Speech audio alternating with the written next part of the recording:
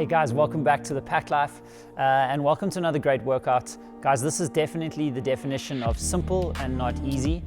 Today's workout is a 17-minute AMRAP where you guys are going to be working through 3 different movements. So we just got a simple triplet for you to do today.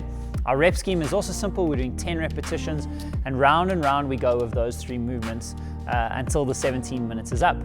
All right, so what are those 3 movements for today, guys? We're starting off with dumbbell or kettlebell power cleans.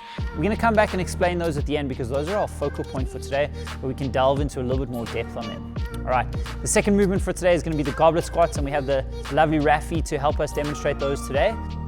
So you're gonna pick up your dumbbell or kettlebell, you're gonna hold it in nice and tight to your chest. From there, we're gonna go through all of our normal squat mechanics. We're gonna make sure that we can maintain our lumbar curve, push the hips back, squat down to a good depth, make sure the knees are tracking over the toes, and stand all the way up nice and straight in between our repetitions. All right, so once we've done that, guys, 10 good repetitions on the goblet squat, we're gonna move on to our V-ups for today. We've got a couple of scaling options that'll help you through because this is actually a really tough gymnastics movement. So Raf's gonna demonstrate 1 or 2 for us. Guys, we're starting in our hollow rock position. So our feet are up the floor, the toes are pointed, the arms are also up the floor, and so are the shoulders. Yeah, perfect. Very nice, good job. Okay, so guys, that's our first option for the V-ups. Obviously, like we said, this is a difficult movement, and there's some cool scaling options. So what we're gonna do on the scaling option is we're gonna just take 1 leg at a time and 1 arm at a time. We're working through opposite sides, and we're gonna still meet over the hips, lifting up nice and high, going back into our hollow position. Try and keep that foot up off the ground as well as the hand, and then meet again at the starting position. So guys, if this works better for you today, this is a really nice option as well, and you can alternate between left and right sides however you see fit. Nice, Raf, good job. Okay, all right, guys. So let's go over to Rafi and let's get a little bit more in depth on that dumbbell or kettlebell power clean.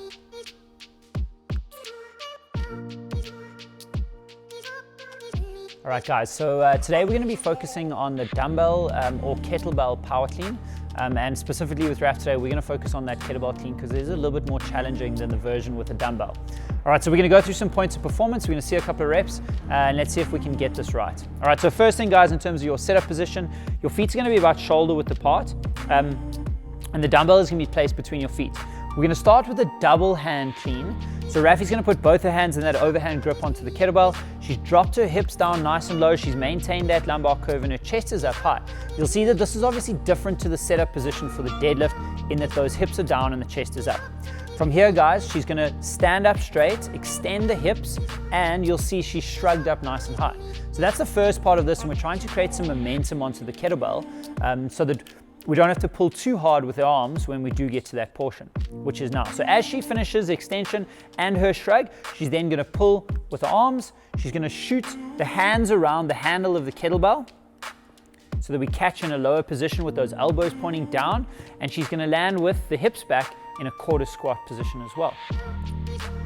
Really nice. Okay, good job, Raf. All right, so guys, that is our dumbbell double hand power clean. All right, so now we're going to move on to the single hand version of this. The setup is exactly the same. The only difference is we're only pulling with 1 hand, and we're going to rotate that hand through nice and aggressively to make sure the kettlebell finishes in a front rack position with the elbow pointing down. So Raf's going to give us a little demo of that, 1 or 2 reps.